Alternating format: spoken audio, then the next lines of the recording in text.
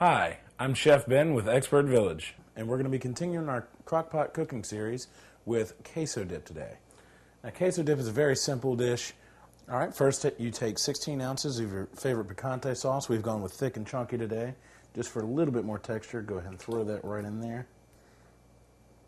Okay. All right, then you're going to need about 16 ounces of Cheese Whiz or melted cheese or liquid cheese, whichever your preference is. Just go ahead and dump that right in there. All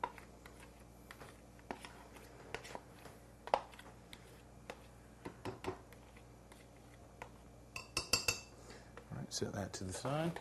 All right, and just add a little bit more salt for flavor. Remember, prepackaged salsa does have a little bit of salt in it, so you don't really need that much. Just a little bit right there. All right, then you put your top on, set on low, and let it sit for about 2 to 4 hours, and you got Queso Dip.